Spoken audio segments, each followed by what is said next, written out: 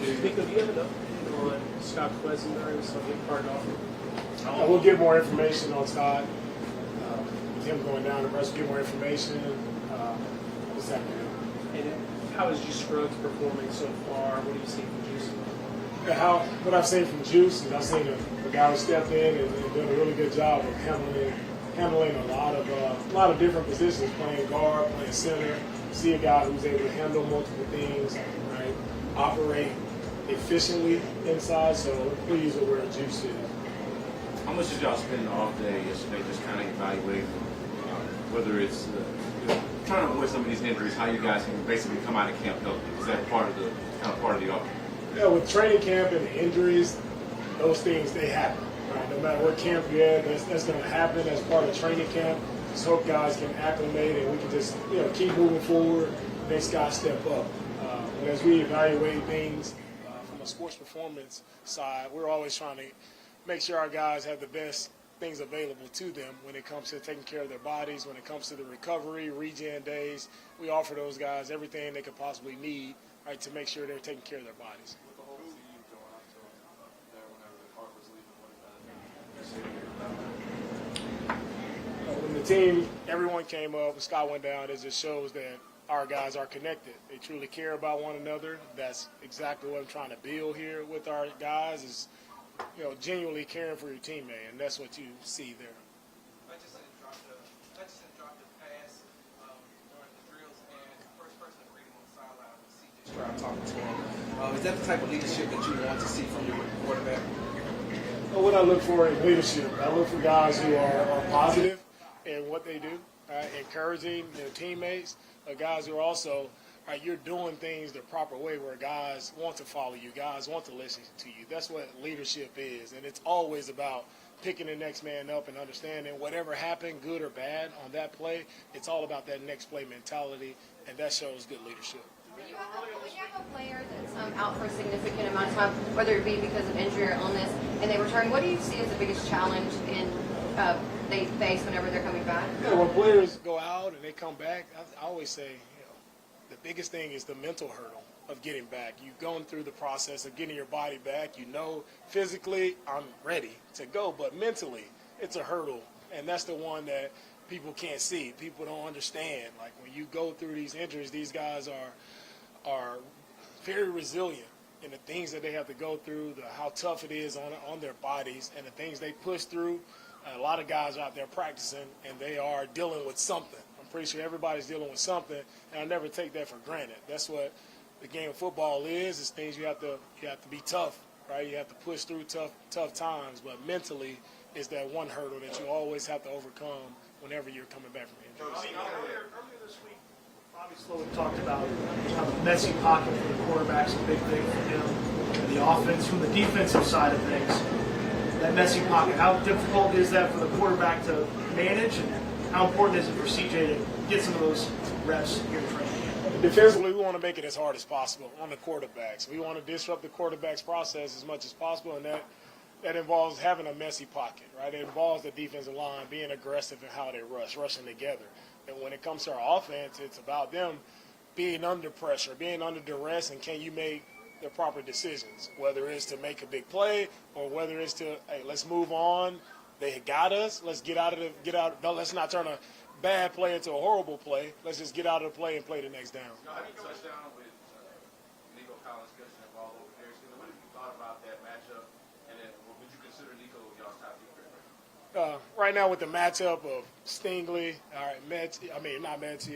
with Nico, and with all our receivers, what you see is competition, right? Guys are challenging, guys are pushing each other.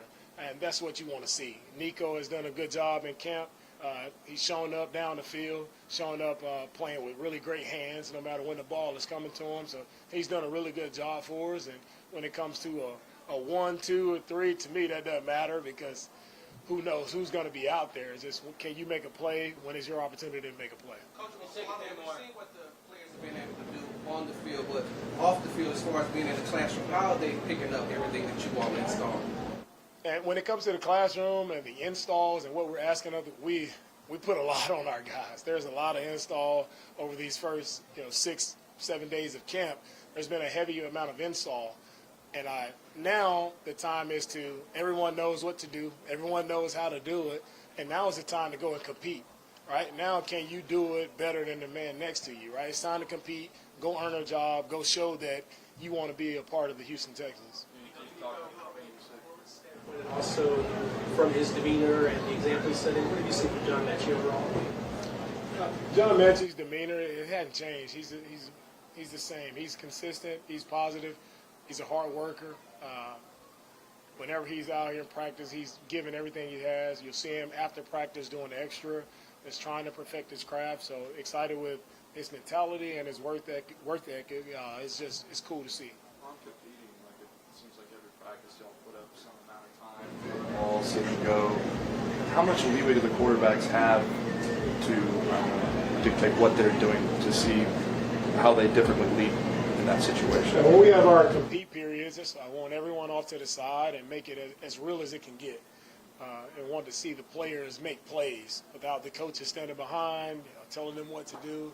Can the guys go out and just operate, efficiently without anyone else on the field, because that's real football. So for me, I want to simulate as much game-like exposure as possible, and that's what we do in those situations. It marks the third day that Darby Shaw's been out. What have you seen from that position group, and is there anybody that kind of fell under the radar stood out these last few days? What I've seen from our tight end group, I've seen a lot of guys who are, first and foremost, just well coached. I think Jake Moreland has done a really great job of coaching those guys. Whoever has stepped in, guys know what to do, guys have performed well, guys are competing. Really, that group is, we've seen a lot of different guys out there, but they're doing their jobs very well, and I'm pleased with where their group is. Got time for two more. You all had a fairly deep cornerback class kind of coming in. You all added Shaq Griffin. What was the thought process in adding him, and what has he added so far? Adding Shaq to our group, it was just a matter of we wanted to add some more depth to the cornerback position. It takes more than two, right? So we want to have, and adding a guy like Shaq who has experience. He's been a starter in this league for a while. We know he's battling injury. He's coming back, and he's done a good job. Shaq from OTAs, and now he's just progressively gotten better and better, been very consistent. So excited to add him. When you add a veteran guy and you're expecting that depth, that leadership, he's been everything we could have asked for. How do you think the NFL's moved to? With Metchie, you talked a little about him. What type of competition do you have for him for your receiver group this year? The competition for the receiver? No. With Metchie not even back from the week, what have you seen and what are you expecting out of him this season? With Metchie and what I've seen, again, is just a guy who shows determination, shows grit. And every single day, that's what he does. He's working every day. That's what you want to see. As I said earlier, he has tremendous work ethic, and he's working to get back. And when it comes time to the season, whenever that is, you just want him to be his best. Whatever that is, whatever role that is for us on our team, hopefully he can help us to win games. We'll close with Brooks and Cole. Go ahead. What do you think the NFL's move was to remove scheduled cuts in training camp? And how do y'all approach that? Is it better to have more at the front end, back end? How are y'all managing that? With the one big cut at the end of training camp, I think the thought process from the NFL is just to have more guys available for that last preseason game. Because what you see happen is you make cuts and you end up in that last game, and a lot of guys are taxed because your starters are not playing that last preseason game, and you have a lot of guys who are playing offense, defense, and all the special teams. So making it one big cut allows you to have enough guys, right, a big enough roster. So if you want to take care of the starters, you can during that particular time, but you're not wearing out the younger guys there. Last one. DeMeco, when you looked at last week, it seemed like CJ was waiting for plays kind of unfair downfield. Today he had a couple of plays early. Have you noticed his progression in timing really step up on his offensive line? CJ, with the progression and timing, it's been there. And he knows the progression. He knows where he's going with the football. He just continue to be consistent, continue to get better, continue to make proper decisions, and he's growing each and every day, and I'm happy with the growth that I've seen in him. Thank you, guys. All right, thank you, guys.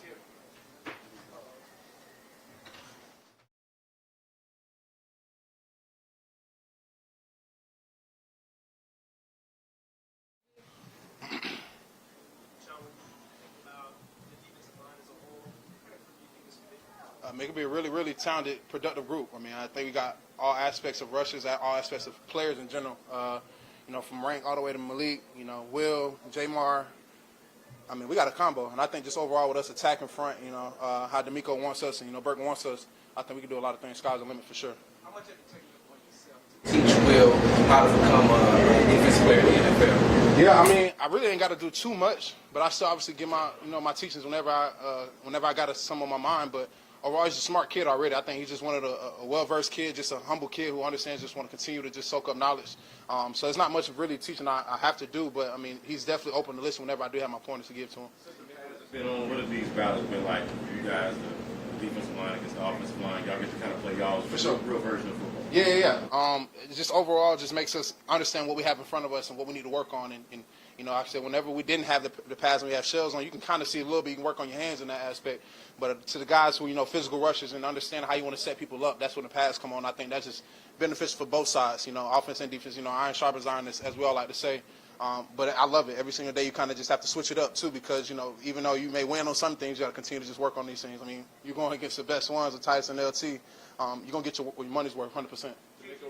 You had the injury concern. You were trying to go for a breakout season. Does that still linger with you, knowing that you're going into a full year? Man, I try not to think on too much, just because it's a part of the game. I had to just really accept that last year, and that was one of the toughest parts. Because obviously, as we know, I set my goals already earlier. But now at this point, I'm just trying to make sure that we get some wins and help whatever I can do on this side to make the team better, not just myself. I think everything else will fall into place. So, yeah, it was a little bit, but at this point, my focus is on the team and just trying to make sure that we ready to go come the first game. DeMeco was just talking about how the goal is to make it as uncomfortable for quarterbacks as possible. How do you see him uniquely approach that? Yeah, I mean, if you just turn on the tape from San Fran, I mean, he's just their play style and everything just about disruption, no matter what it is. I mean, their D-line is firing off, so he definitely trying to emulate that here. And I think we do a really good job of just understanding what he wants, and I think that standard has already been set and it's been seen and it works. So it's not hard for us to buy in on that. And he's a guy who's been there and done it and understand his players and listen to it. So I think overall it's just gonna be good for us. I'm excited just because we get to actually just show our talents up front and they turn us loose. John, what are some of the more subtle differences that DeMeco's asking you from that position? Not really too much more. I think mainly just go. I mean, usually in the past we've always had, other things to worry about, but now just go. I mean, we'll figure it out, and I think that just helps us at D-line to just keep our tunnel vision on our keys and just get off the ball and try to disrupt. Whatever shows in front of us, we're gonna wreck it. So I'm excited about that. I think that's just the best system you can have for a D-lineman, just to go, and we clean everything else up in the back end. You mentioned watching the 49ers. You mentioned watching the 49ers. How much of that do you find yourself watching? What's most helpful for you?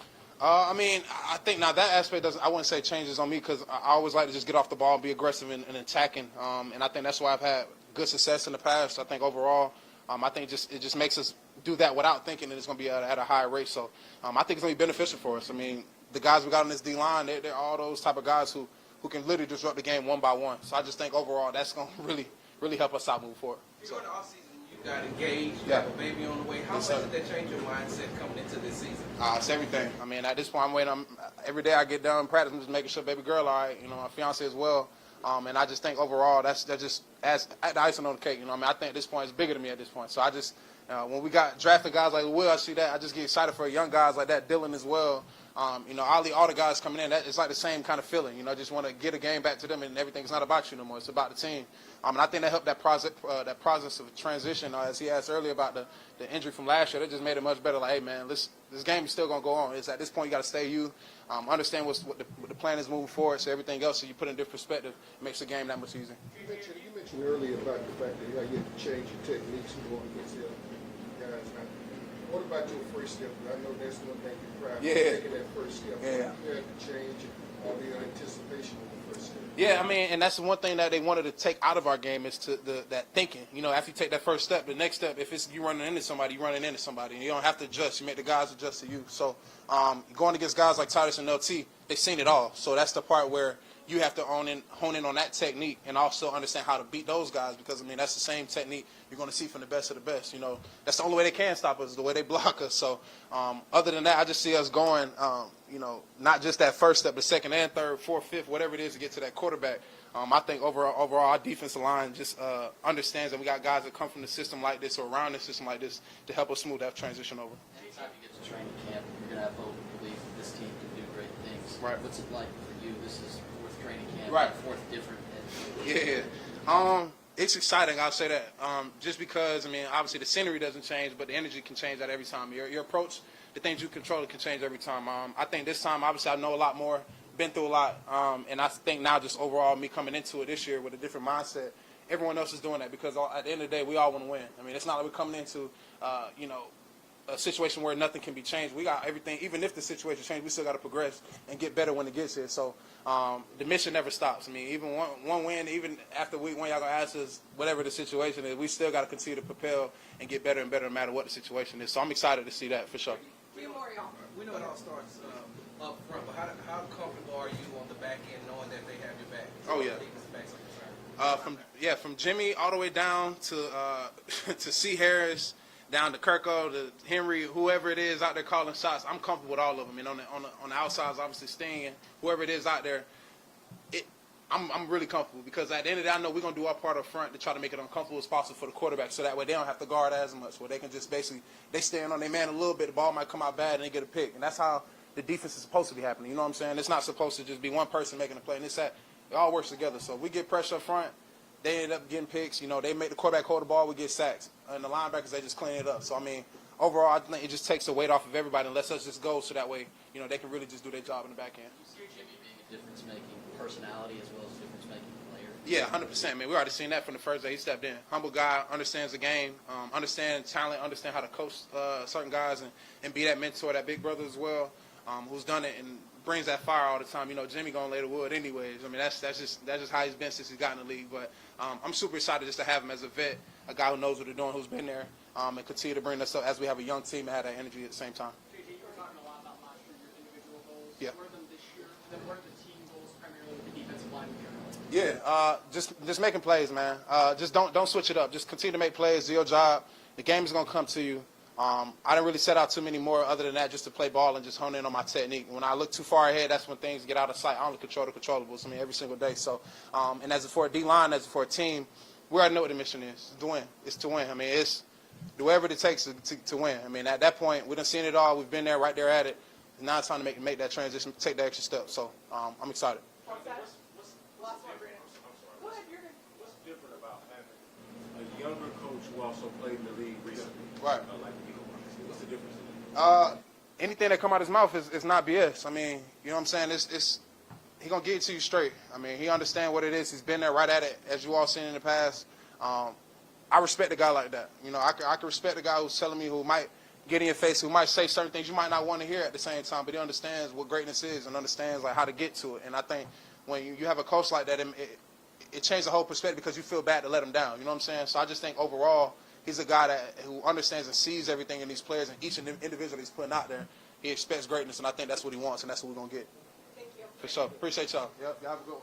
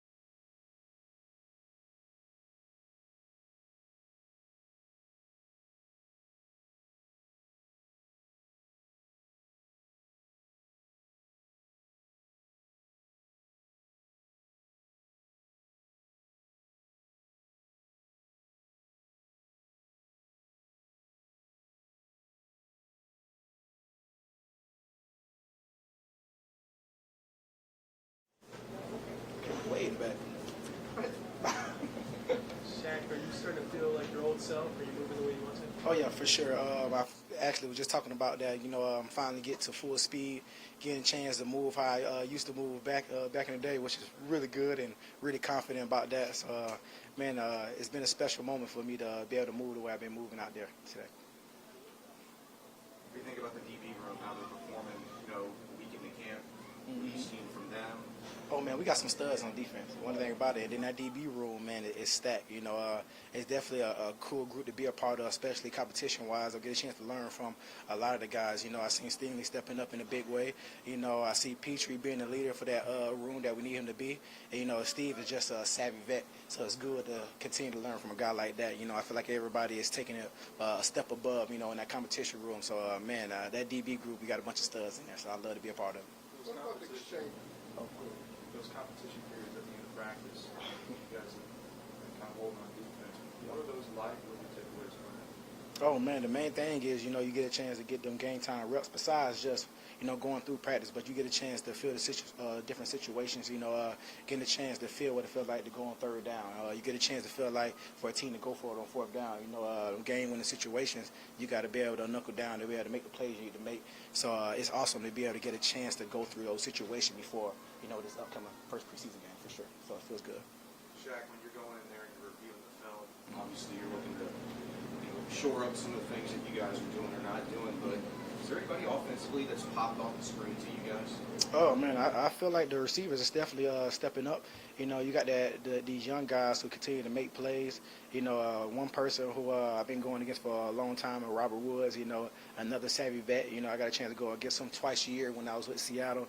And for him to continue to show up and be that leader for those guys, you can tell they're picking up a lot of the things that he does. Even at the top of the route, be able to use his hands and hand play to get off, and create separation. I'm starting to see the guys use the same move that he's doing. So I can tell that he's taking it upon himself to make sure that young group is starting to step up in a major way. You talk about the leadership role that Robert Woods is playing. For you, just how important is it to kind of take on that type of role with a lot of these young guys? Yeah, I feel like on both sides you need a type of guy like that. Robert Woods being the guy who have so much experience and the person who's willing to give that experience to the young guys. That's the type of guys and type of vets that you need. We got the same guys on defense. If it was me or you got Steve. Being the guys who will take his time to spend time with some of the guys. Later on after practice and continue to go through steps and different formations, getting a chance to look at different tendencies so they can know things before it actually happens. And like I said, you need vets like that on both sides. So it's pretty cool. It's really awesome to see guys to take the time to bring young guys under their wing. Through training camp, what's the most DeMeco moment? I don't know. I don't think I got a huge one yet. I just love how he stayed poised in every situation. One is very hot out here. And it doesn't matter if, which way it's going. The defense is making more plays or the offense is making more plays. He find a way to find a common ground to make sure he stay poised for each situation, for each offense or defense, to make sure we get the best out of every situation.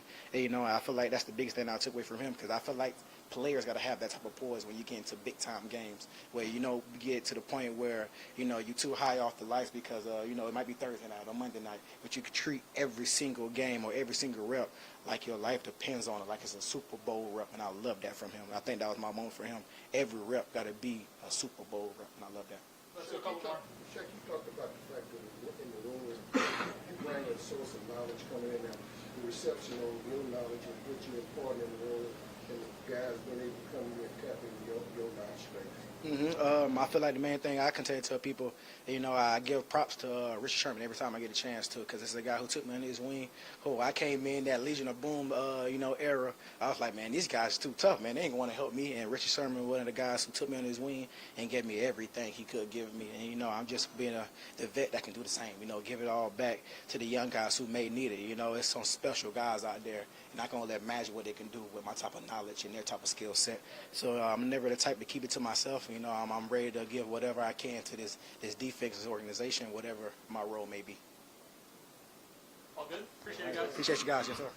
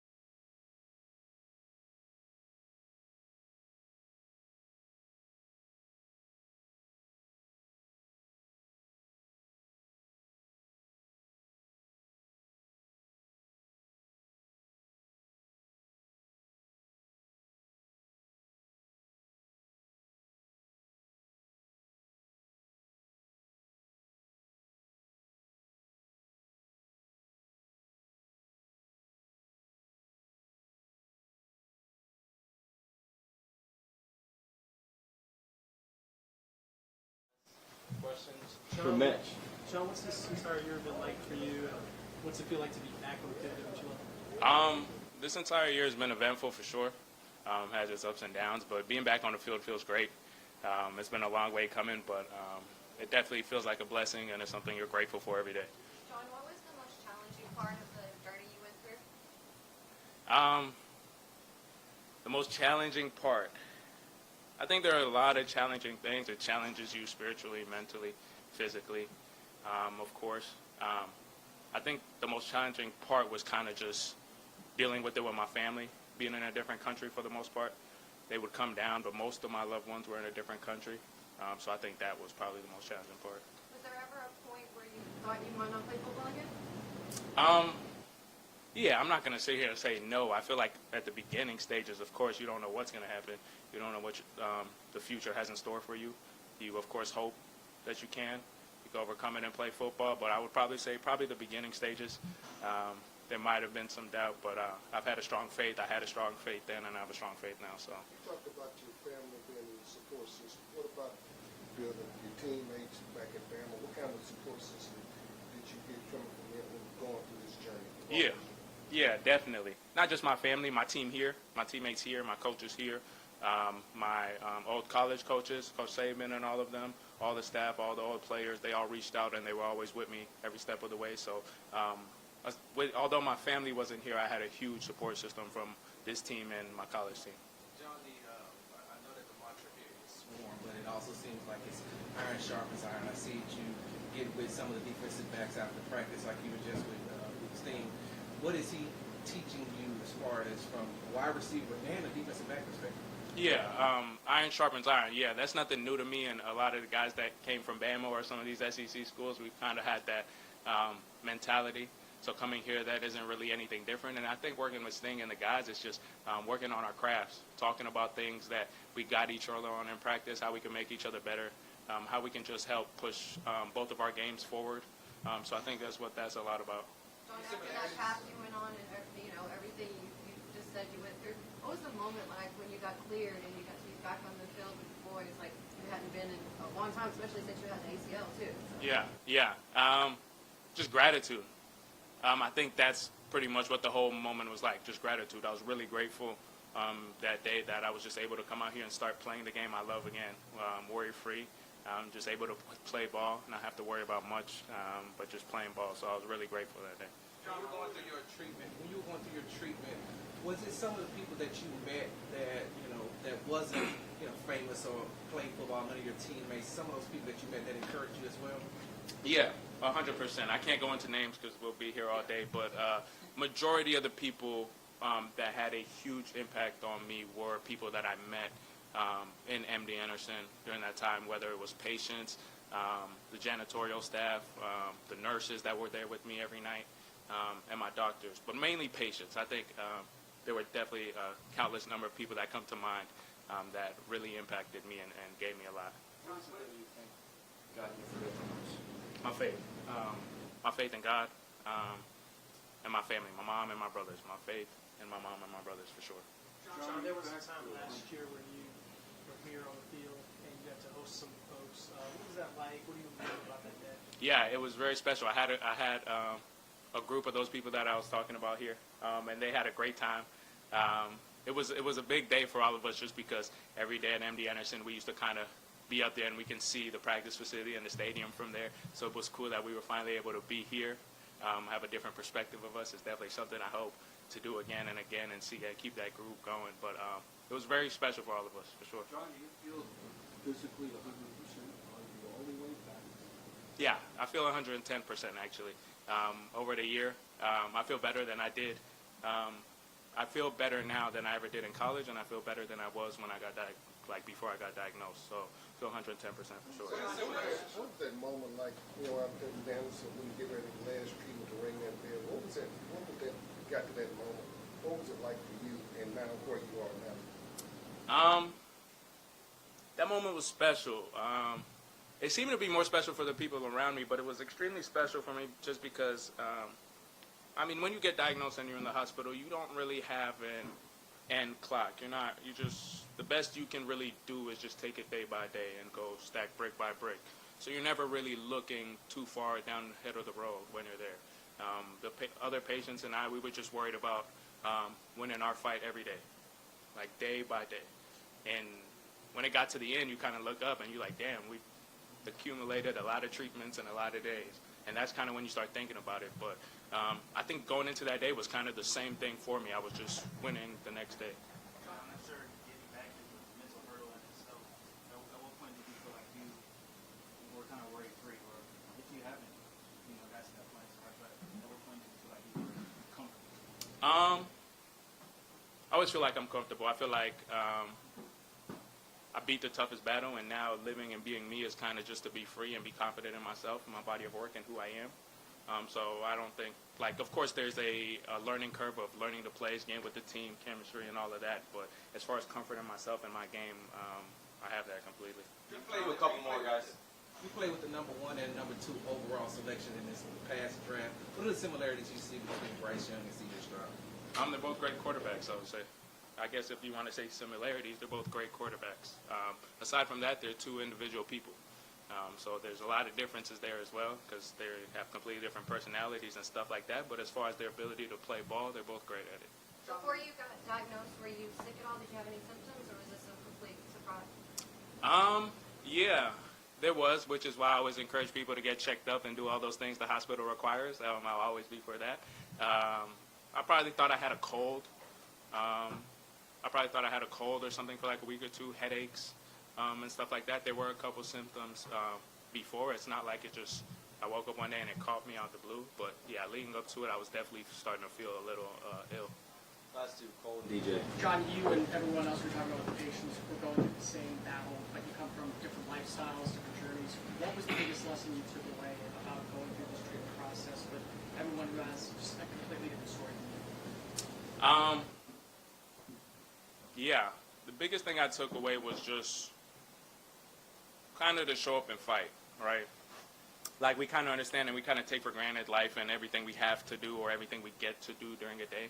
But then when it's taken away from you, whether you're young or old in the hospital, you kind of realize that people see clearly what's important to them and who's important to them, right? Their family, their life, regardless of what they were complaining about or what stresses you have, you realize that the biggest gift you got is like your breath and your heartbeat. So the biggest thing I took away was that, like, regardless of age, size, where you came from, everybody had to wake up and fight every day. So just keeping that and keeping that gratitude in the forefront of your mind for me will always be a good thing.